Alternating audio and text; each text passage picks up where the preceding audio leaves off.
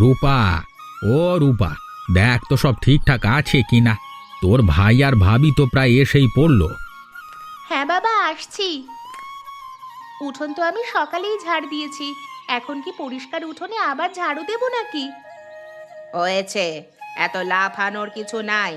শহরের মেয়ে, বাপের অনেক টাকা, এই মাটির ঘরে এসে সে নাক সিঁটকোবে। আমি আগে থেকেই বলছিলাম রামকে, ওইসব বড় লোকদের সাথে সম্বন্ধ করিস না। তুমি চুপ করো তো। আমার ছেলের বউ আসছে, তুমি এখন এত অলক্ষণে কথা বলো না। মেয়েটা অনেক লক্ষ্মী, অত বড় শহরের শিক্ষিত মেয়ে বলে কথা। আমাদের রামের পছন্দ আছে বলতে হবে। বাবা, জানো ভাইয়ার বউ নাকি অনেক সুন্দর। ভাইয়া বলল শহরে তাদের মস্ত বড় বাড়ি আছে, আমরা এখন থেকে শহরে বেড়াতে যেতে পারবো। বড় বাড়ি? সেই বড় বাড়ির মেয়ে এসে এই গোয়াল ঘরের পাশে থাকবে কি করে শুনি? আজ এসে কাল বলবে যাই যাই, সেইটাই আমি দেখব তখন তোর ভাই কি করে। হায় রে, আমার কপালটাই পুরালো ছেলেটা। শোনো গিন্নি, যা হয় ভালোর জন্যই হয়। তুমি দেখো, এই বউই আমাদের সংসারের লক্ষ্মী হবে। হ্যাঁ, এক হাতে সব সমস্যার সমাধান করে রাখবে।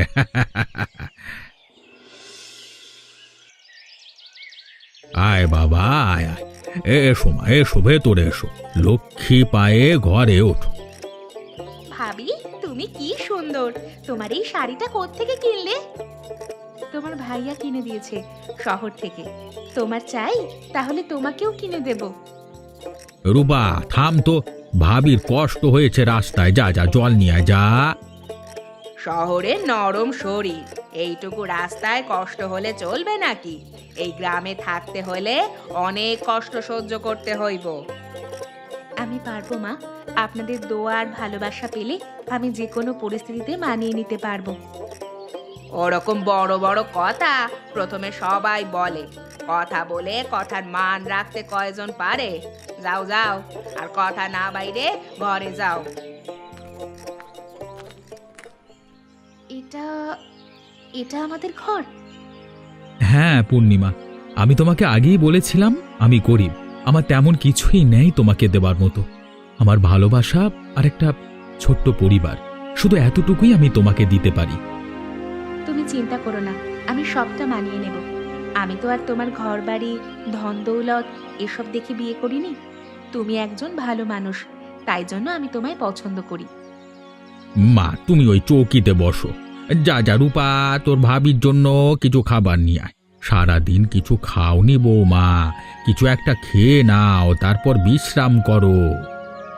ভাবি, তোমার ব্যাগে কি চকলেট আছে? হ্যাঁ আছে তো। ও মা, এগুলো দেখি শহরের দামি চকলেট। দেখেছো কাণ্ড? নতুন বউ আসতে না আসতেই পয়সা ওড়ানো শুরু। এই সংসারে টাকা গাছে ধরে না, বুঝেছো বৌমা? আমার ছেলের টাকা একটু রয়ে সয়ে খরচ করো। তোমার বড়লোক বাপের মতো আমার ছেলের অঢেল সম্পত্তি নেই। ওই আছে একটু জমি, সেই নিয়ে গায়ে পেতে কেটে যায়। আহ মা, একটু থামবে তুমি? ওগুলো আমি কিনিনি, পূর্ণিমাই রূপার কথা মনে করে ওর জন্য কিনে নিয়ে এসেছে। রাম, মা কি এখনো আমার উপর খুব রেগে আছে? না না, মা ওরকমই, একটু শক্ত কথা বলে, কিন্তু মনটা খুব ভালো। আসলে মা ভাবছে তুমি আমাদের এই অভাবের সংসারে থাকতে পারবে না, আমাকে ছেড়ে চলে যাবে, তখন তো আমি খুব কষ্ট পাবো, এটা ভেবেই মা তোমার সাথে এমন করছে। আমার খুব ভয় করছে রাম, আমি কি পারবো তোমাদের সাথে মানিয়ে থাকতে? তুমি যদি চাও আমি তোমাকে কালকেই শহরে বাপের বাড়ি রেখে আসতে পারি, আমার জন্য তোমার এই কষ্ট। চুপ, এই কথা আর কোনোদিন বলবে না।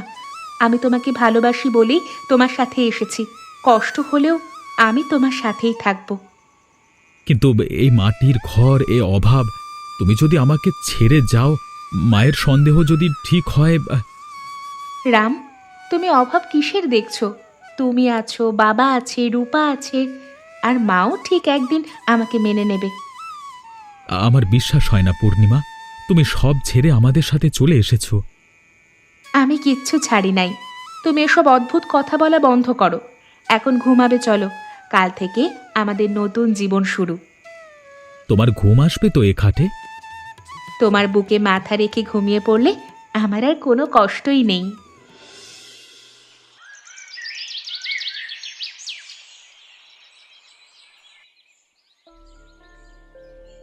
ও মা, তুমি এত সকালে উইঠা পড়েছো? তোমাদের বড় লোকদের কাছে এইটা তো এখনো রাত্রি। শহরে নাকি 10টার আগে কারো ঘুম ভাঙে না। হ্যাঁ মা, কিন্তু এখন তো আমি আর শহরে নেই, গ্রামে আছি। ভাবলাম আপনাকে একটু সাহায্য করি। আমাকে বলুন মা, আমি কোন কাজটা করে দিলে আপনার সুবিধা হয়? আচ্ছা, তাইলে ওই চালগুলো ধুয়ে আনো, আমি তরকারিটা কাটাকুটি করি। মা, এই চুলা ধোঁয়া হয় কেন? আমাদের তো গ্যাসের চুলা। গ্যাসের চুলা? সেটা আবার কি? আমরা তো এই মাটির চুলাতেই রান্না করে খাই। এসবের মুরদ নেই।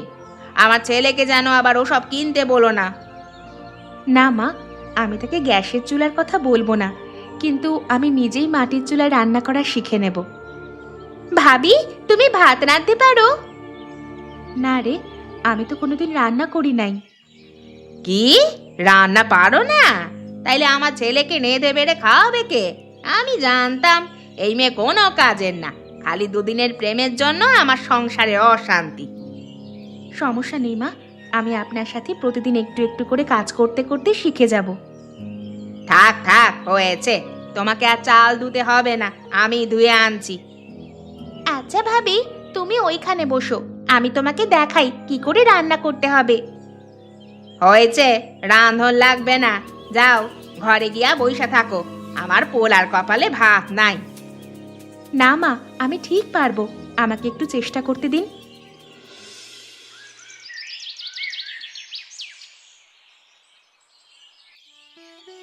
ভাবি, তোমার তো অনেক সুন্দর সুন্দর জিনিস আছে।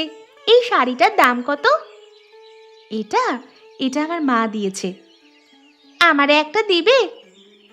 দিব রে, তুই আগে পড়ালেখাটা ভালো করে কর, তারপর সব দেব, একদম তুই যা যা চাইবি। পড়ালেখা? পড়ালেখা দিয়ে কি হবে? আমার তো বিয়ে হয়ে যাবে। মা বলেছে আমার বিয়ের বয়স হয়ে যাচ্ছে, এখন থেকে মায়ের কাছে সব কাজ শিখতে।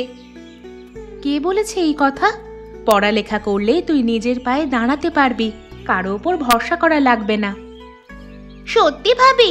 তুমি কি অনেক পড়ালেখা করেছো? হ্যাঁ, আমি কলেজে পড়েছি। তাইলে তুমি আমাদের মতো গরিব ঘরে বিয়ে করলে কেন? কারণ আমি তোর ভাইকে ভালোবাসি। আর শোন, মানুষ টাকায় বড় হয় না, মানুষ বড় হয় তার মানে, তার শিক্ষায়। ভাইয়া অনেক ভালো মানুষ ভাবি, এটা তুমি ঠিকই বলেছ। বড়রা সবসময় ঠিক ঠিকই বলে, বুঝলে? যাও, গিয়ে শুয়ে পড়ো, দুপুরে একটা ভাত ঘুম দিতে হয়। ঘুম ভাঙলে পরে পড়তে বসো, কেমন? আমি তোমাকে সাহায্য করব। বাবা, এবার কি হবে? সব তো শেষ। এমন করে চলতে থাকলে কি হবে? ধারের টাকা শোধ দেব কিভাবে? সব ওই অলক্ষী মেয়েটার জন্য। ও ঘরে পা দেওয়ার পর থেকেই সংসারে শনি লেগেছে, সব খারাপ হচ্ছে। মা, পূর্ণিমার দোষ দিচ্ছ কেন? ঝড় বৃষ্টি তো ওর হাতে কিছু নেই, তাই না? হ, জানিস তুই, কিন্তু ওই মেয়ে আসার পর থেকেই সব উল্টো পাল্টা হচ্ছে। না পারে রান্না, না পারে কোনো কাজ, খালি বসে বসে বাপের টাকার দেমাগ দেখায়। বৌমার নামে বাজে বকবে না একদম। তুমি শুধু খুঁজে খুঁজে মেয়েটার দোষ বের করো, ওর গুণ চোখে পড়ে না তোমার, তাই না? তুমি পূর্ণিমাকে ভুল বুঝছো মা। আমি কোনো ভুল বুঝিনি। বউ এসেছে থেকে তুই আমাকে আর সম্মান করছিস না, সারাক্ষণ শুধু বউয়ের কথায় উঠছিস আর বসছিস। একদিন তোমার চোখ খুলবে, তখন বুঝবে বৌমা আমাদের সংসার নিয়ে কত ভাবে। সেই দিন আর এ জন্মে আসবে না। তোমরা থামো তো।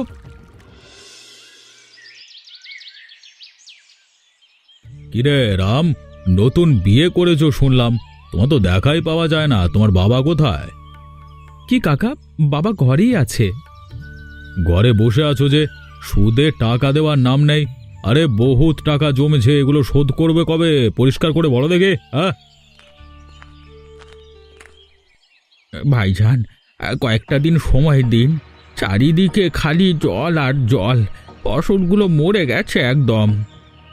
ফসল? তোমার ফসল দিয়ে আমার কি কাজ? টাকা পড়েছে আমার, আমি টাকা দিচ্ছি, আমার সুদ সমেত টাকা ফেরত দেবে তুমি ব্যাস। কিন্তু আমরা তো মাত্র 20,000 টাকা নিয়েছিলাম। 20,000? ওই টাকা সুদ বাড়তে বাড়তে 50,000 হয়েছে। আমার খাতা দেখো। ভাইজান, কিছু একটা করো। তাহলে জমি ছাড়ো, আমি সাফ কথা বলতে এসেছি। আগামী পরশুর মধ্যে টাকা না পেলে তোমার এই ভিটে মাটি আমি দখল নেব। না কাকা, এ কাজ করো না। আমি কোথায় যাব তাহলে? সেটা আমার জানবার বিষয় না, আমার টাকা আমাকে দিয়ে দাও। আমি তো আর তাহলে কিছু চাচ্ছি না। আমি কি তোমাদের এখন মাগনায় টাকা দেব নাকি? একটু সময় চাইছি ভাই, একটু সময় দাও। বেশ, তো আমি সময় দিলাম, তবে সময় পেরিয়ে গেলে কিন্তু জানোই তো, তবে টাকা নিতে আবার আসবো কিন্তু, ঠিক আছে?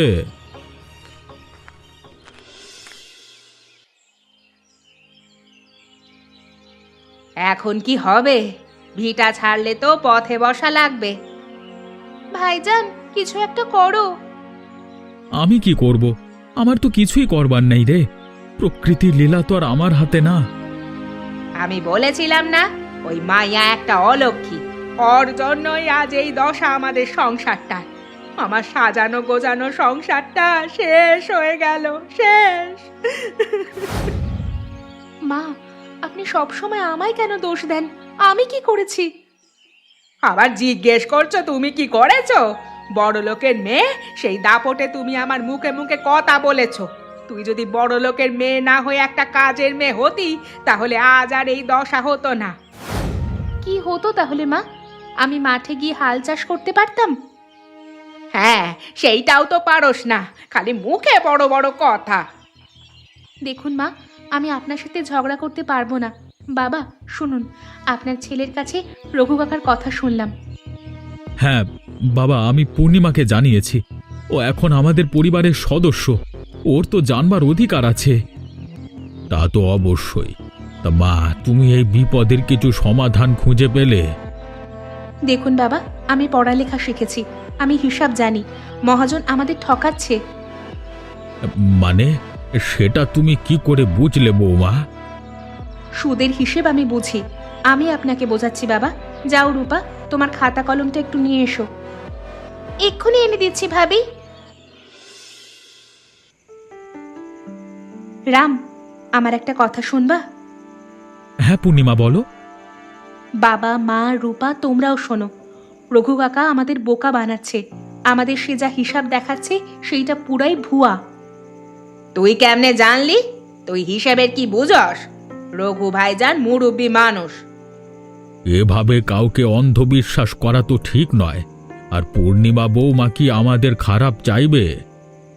চাইতেও পারে, কে জানে কার মনে কি। আমি কলেজে ব্যবসা নিয়ে পড়ছি, আমি জানি চক্রবৃদ্ধি সুদ কি। 20,000 টাকার সুদ 1 বছরে 50,000 টাকা হতে পারে না। ওটা বেআইনি। আমি দেখেছি বাবা শরতের খাতায় সাইন করা। তাহলে এখন উপায়? উপায় আছে, আমি কালকে শহরে যাব। শহরে? বাপের বাড়ি যেয়ে উঠবে? যাও যাও, আমরা তোমাকে আটকে রাখবো না। এসব কি বলছো বৌমা? বাবা, আমি বাপের বাড়ি যাচ্ছি না। আমি যাচ্ছি আমার বাপের কাছ থেকে আমার পাওনা টাকা আনতে। পাওনা টাকা? বাপের কাছ থেকে কেউ আবার টাকা পায় নাকি? হ্যাঁ মা, আমার বিয়ের সময় বাবা আমাকে কিছু দিতে পারেনি। আমার নামে একটা ব্যাংক অ্যাকাউন্ট খোলা ছিল, বলেছিল বিপদে পড়লে ওই টাকা কাজে লাগবে। আমি ওই টাকাটাই নিয়ে আসব। তা কি করে হয়? তোমার বাবার থেকে আমরা এটা নিতে পারি না। সেটা আমি বুঝে নেব।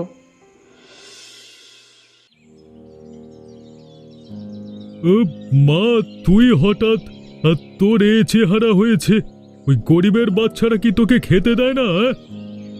বাবা, আমি তোমার কাছে ঝগড়া করার উদ্দেশ্য নিয়ে আসিনি। আমি আমার টাকা নিতে এসেছি। টাকা? কিসের টাকা? আমার যে ব্যাংক অ্যাকাউন্ট আছে সেই অ্যাকাউন্টের টাকা। কেন, সেই টাকা নিয়ে তুই ওই গরিবের সংসারে দিবি নাকি? দেখো বাবা, ওটা এখন আমারও সংসার। তুমি বলেছিলে বিপদে পড়লে যেন এই টাকা নিই। আমি আজ বিপদে পড়ে তোমার কাছে ছুটে এসেছি। আমি জানতাম এই দিন আসবে। ওদের আমার মেয়েকে ভালো রাখবার ক্ষমতা নেই। কত টাকা লাগবে তা বলো এখন? 10,000, 20,000? পুরো 1,00,000 টাকা চাই আমার বাবা। কি 1,00,000? তুই কি করবি এত টাকা দিয়ে? ওই চাষার দেনা শোধ করবি, তাই না? ওরা এখন আমার মেয়েকে ওদের স্বার্থে ব্যবহার করছে। দেখো দেখো বাবা, ওদের এভাবে ছোট করে একদম কথা বলবে না, তাতে আমার ভালো লাগে না। ওই চাষা আমার স্বামী, আর ওই বাড়ি আমার সংসার এখন। তাই ওদের যখন তুমি বলো সেটা আমার গায়েও গিয়ে লাগে। আমি 1 টাকাও দেব না। তুই যদি ও বাড়ি ছেড়ে আমার সাথে চলে আসিস তাহলেই সব পাবি। আমি তোকে যোগ্য পাত্রের সাথে আবার বিবাহ দেব। বাবা, আমি তোমার মেয়ে, আমার সাথে এই ব্যবহার তুমি করতে পারো না। আমার ওই টাকাটা আমার হক। প্লিজ বাবা, না করো না। তাহলে শোন, টাকা আমি দেব, কিন্তু এক শর্তে। যদি তুই এই টাকা নিয়ে ভালো কিছু করতে না পারিস তাহলে তুই ওই বাড়ি থেকে আমার সাথে ফিরে আসবি। রাজি। তাহলে তোমার কথাই রইল, তুমি আমার কথাটা রাখো। কি হলো? টাকা আজকে জোগাড় করলো তো? কি হলো? আজ কিন্তু টাকা না পেলে বাড়ি দলিল আমি নিয়ে যাব। কি হলো? কোথায় টাকা, কোথায়? সেসব কিছু দরকার নেই। আপনার টাকা একদম প্রস্তুত, তবে 50,000 না, শুধু 20। তাহলে সব মানে কি? হ্যাঁ, 20,000 টাকা আছে আপনার আসল, আর এই 5,000 টাকা আপনার সুদ, মোট 25,000 টাকা। এই টাকা নিন আর আমার জমি ছেড়ে দিন। ফাজলামি করো? আমাকে হিসেব শেখাতে এসেছো? না, আইন শিখাতে আসিনি। আপনি যে সুদ নিচ্ছেন সেটা বেআইনি। আমি যদি এই খাতা নিয়ে এখন থানায় যাই তাইলে জালিয়াতির দায়ে আপনার জেল হয়ে যাবে। তুই আমাকে জেলের ভয় দেখাস? আমি ভয় দেখাই না, আমি সত্যি কথা কই। এখন আপনি ভাবেন 20,000 টাকা নিয়ে চুপচাপ এখান থেকে চলে যাবেন, নাকি জেলের ঘানি টানবেন? আপনার কোনো সমস্যা না থাকলে আমি এখনই পুলিশকে কল করতে পারি। আমি ভাবতেও পারিনি এই গ্রামের এক চাষার বউ আমার সাথে এভাবে কথা বলবে। কেন, আপনি কি চাষাদের মানুষ মনে করেন না? অনেক হয়েছে আপনার লোক ঠকিয়ে খাওয়া। এখন থেকে আপনি আর আমাদের ঠকাতে পারবেন না। এটা কিন্তু খুব খারাপ হচ্ছে। আমার সাথে এমনটা করে এ গ্রামে টিকে থাকতে পারবি তো? তোর এই বউ কদিন তোর সংসারে থাকে তাও আমি দেখব। কাকু, আমার চিন্তা আপনাকে করতে হবে না। আপনি আপনার পথ দেখুন, আর আপনি না দেখতে চাইলে বলুন, আমি পুলিশকে ডাকছি, পুলিশই আপনার পথ দেখাবে। না মা, উনি আমাদের মিষ্টি কথা শুনবেন না। তার চেয়ে ভালো চল আমরা পুলিশকে ফোন করি।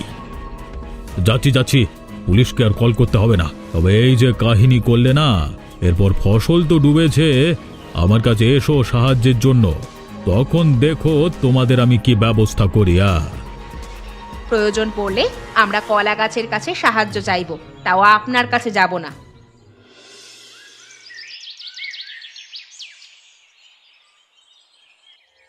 মারে, তুই তো বাঘের বাচ্চা।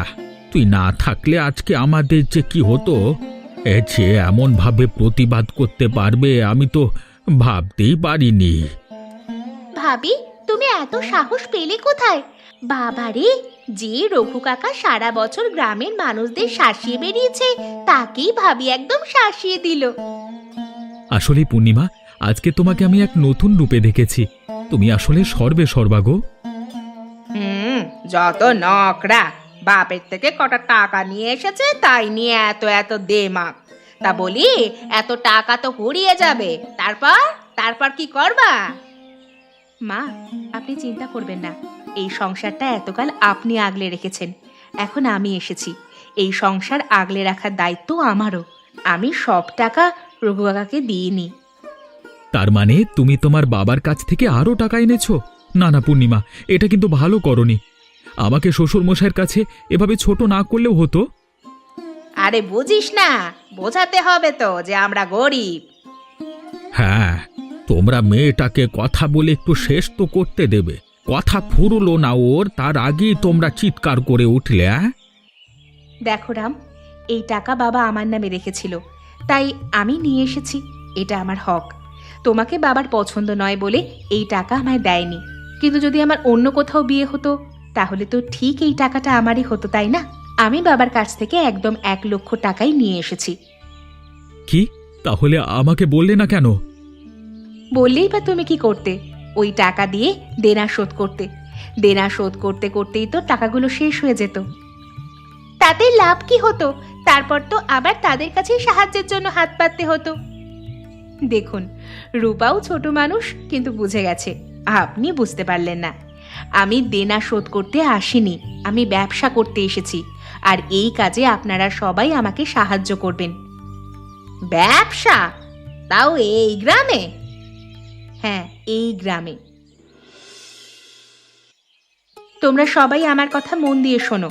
এই বছর বন্যা, মাঠে ঘাটে এত পানি উঠছে, এর মধ্যে ধান হবে না, কিন্তু মানুষ তো আর বসে থাকবে না। তাহলে আমাদের কি করণীয় এই অবস্থায়? আহা, একটু ধৈর্য তো ধরো, সে কথাই তো বলছি। আমরা হাঁস মুরগির খামার করব। কি? হাঁস মুরগি? আমরা হলাম চাষা ভুষা, আমরা ধান ফলাই, এইসব কাজ আমাদের না। দেখুন মা, এখন যুগ পাল্টেছে। এখন বন্যায় ধান ফলিয়ে লাভ নেই, কিন্তু হাঁস মুরগি পাললে প্রতিদিন ডিম বেচতে পারবো। আবার অনেকে মাংস খাওয়ার জন্য কিনে নিয়ে যাবে, সেই টাকায় সংসার চলবে। না বৌমা, তুমি ভালো কথাই বলেছ। আমার মনে হয় আমাদের হাঁস মুরগি পালনের ব্যবসাটাই শুরু করা উচিত। হ বাবা, আর বন্যায় হাঁসগুলো অনেক খাবার পাবে আর সাঁতারও কাটতে পারবে। আমার তো হাঁসের বাচ্চা মেলা পছন্দ। কিন্তু পূর্ণিমা, এই কাজ তো আমি জানি না। শুধু তো হাঁস মুরগি কিনলেই হবে না, ওদের ওষুধ, খাবার এগুলোর বিষয়ে তো জানতে হবে। আমি তো জানি, আমি না জেনে তো আর এই কাজে হাত দিচ্ছি না। ওসব হিসাব নিকাশ সব আমি করব। রাম, তুমি আর বাবা মিলে আজ বিকেলের মধ্যেই খামারটা বানিয়ে ফেলবে, আর মা আর রূপা আমাকে সাহায্য করবে। আমি পারবো না। আমি সারা জীবন ধান লইয়া আর শুকাইয়া আসছি, এই সব কাজ আমাকে দিয়া হবে না। ঠিক আছে মা, আপনি না করতে চাইলে করবেন না। রূপা একলাই করবে, আমার তাতেই হবে। মারে, তোর তো অনেক কষ্ট হচ্ছে। কষ্ট না বাবা, নিজের সংসার গড়ার মধ্যে অনেক আনন্দ, আমি সেটাই উপভোগ করছি। ভাবি, তুমিও না আগে চুলা ধরাতেই জানতে না, আর এখন তুমি কত কাজ পারো। মানুষকে সব কাজই পারতে হয়, যেন 5 তলা আর গাছতলা সব জায়গায় মানুষ নিজেকে মানিয়ে নিতে পারে। মানুষ চাইলে সব পারে। মেয়েটাকে আমি ভুল ভাবছি, কিন্তু মেয়েটা তো অনেক কাজের। পূর্ণিমা, এত মুরগি, এগুলো লোকে কিনবে কি? আরে না, এগুলো ডিমের মুরগি। 6 মাস পর থেকে ডিম দেবে। এখন দেখবা প্রতিদিন কত টাকা আসে। ভাবি, আমার একটা মুরগির বাচ্চা দেবে? আমি পালবো। হ্যাঁ, এগুলো তো আমরা সবাই মিলেই পালবো। তবে তোমাকে বলছি, আগে পড়ালেখা শেষ করো, তারপর এমন তুমি অনেক ভালো ভালো কাজ করতে পারবে। হ্যাঁ, আমি সিদ্ধান্ত নিয়েছি, রূপাকে আর গ্রামের 5 জনের কথায় বিয়ে দেব না। আমি ওকে পড়ার সময় শিখিয়ে আমার বৌমার মতো শিক্ষিত বানাবো। আমি তো ভাবতেই পারছি না, আমার খামার মুরগির ডাকে আর ডিমে ভরে গেছে। প্রতিদিন হাজার হাজার ডিম হচ্ছে। এই তো বাবা, সেদিন আসতে আর বেশি দেরি নেই। রূপা, কালকে তোমার ভাইয়ের ওষুধ আর টিকাগুলো নিয়ে এসেছিল, সেগুলো আমাকে দাও। রাম, তুই মুরগিতে ডিম পারলে তাই নিয়ে সদরে যাবি, ভালো দামে বেচবি। আমিও বৌমার সাথে সব ডিম সংগ্রহ করে দেব। আর আমি রামের সাথে বাজারে যাব। সবাই যদি সব কাজ করে ফেলে তাহলে আমি কি করব? তুমি করবে মন দিয়ে পড়াশুনো। হ্যাঁ, সেটাই। রূপার আজ থেকে পড়াশোনায় কোনো ফাঁকি দেওয়া চলবে না। বৌমা, তুমি নিজে হাতে করে রূপাকে মানুষ করে গড়ে তুলবে। তো বাচ্চারা, তোমরা পড়াশোনা করছো তো? পড়াশোনা না জানলে কিন্তু এরকম তোমাদেরও ঠকতে হবে। এরকম আরো মজার মজার গল্প পেতে এখনই আমাদের চ্যানেলটি সাবস্ক্রাইব করো।